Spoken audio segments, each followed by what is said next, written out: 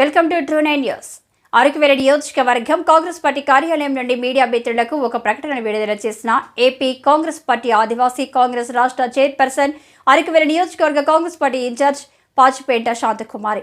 రేపు అరకువేలి నియోజకవర్గంలో తెలుగుదేశం పార్టీ మాజీ ముఖ్యమంత్రి నారా చంద్రబాబు నాయుడు బహిరంగ సభకు విచ్చేయించిన సందర్భంగా పాచిపేట శాంతకుమారి ఈ సందర్భంగా మాట్లాడుతూ, ఆర్థికంగా సామాజికంగా అభివృద్ధి చెందిన బోయా, బెంతు, ఒరియా, బీసీఏ కులస్తులను 2017 సంవత్సరంలో గిరిజన జాబితాలో కలుపుతామని, అలాగే ఇప్పుడు ఉన్న అధికార పార్టీ మార్చి 24వ తేదీ 2023న అసెంబ్లీలో వైసీపీ రాష్ట్ర ప్రభుత్వం కూడా ప్రవేశపెడితే మీ తెలుగుదేశం పార్టీ ఎమ్మెల్యేలు, నాయకులు వత్తాసు పలుకుతుందన్నారు. TDP party, BJP party, Janasena party, Telugu Desam party అన్నీ ఒకే గూటి పక్షులే. దీని మీద గిరిజనులకు చాలా అన్యాయం జరుగుతుందని అన్నారు.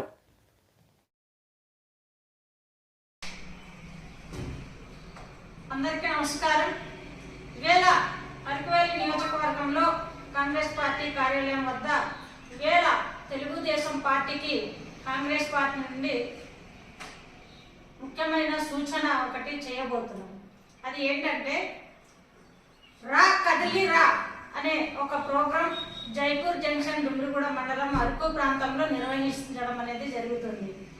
రేపటికి గౌరవనీయులు రాష్ట్ర మాజీ ముఖ్యమంత్రి వర్యులు నారా చంద్రబాబు నాయుడు గారు రాక కోసం ఏజెన్సీ ప్రాంతంలో బహిరంగ సభ అనేది ఏర్పాటు చేయడం జరుగుతుంది.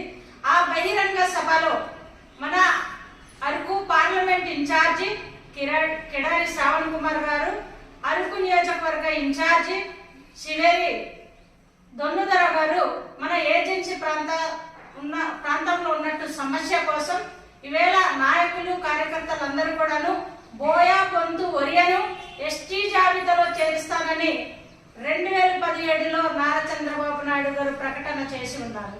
ఆ ప్రకటనకి ఈవేళ స్థానికంగా ఉన్నటువంటి నాయకులందరూ కూడాను స్పష్టత ఇవ్వాలి. మన ఏజెన్సీ ప్రాంత ప్రజల కోసం మీరు ఏం చేస్తారు సార్ అని అడిగే బాధ్యత ఈ యొక్క టీడీపీ నాయకుల పైన బాధ్యత పూర్తిగా ఉంది అని తెలియజేస్తున్నాం.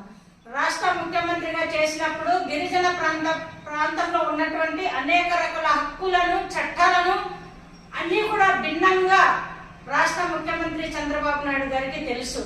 కనుక అధికారం కోసం పాకులాడటం కాదు, గిరిజన ప్రాంత సమస్యల కోసం, హక్కుల కోసం, చట్టాల కోసం, అలాగే బాక్సైట్ కానీ, మైనింగ్ కానీ, ఇప్పుడు ప్రజెంట్ వైసీపీ ప్రభుత్వం హైడ్రో పవర్ ప్రాజెక్ట్ ని ప్రవేశపెట్టిన దాన్ని రద్దు చేయడం కోసం ఈ అన్ని అంశాలపైన స్పష్టత ఇచ్చి వెళ్ళాలా చంద్రబాబు నాయుడు గారని కాంగ్రెస్ పార్టీ నుండి తీవ్రంగా మేము డిమాండ్ చేస్తున్నాం.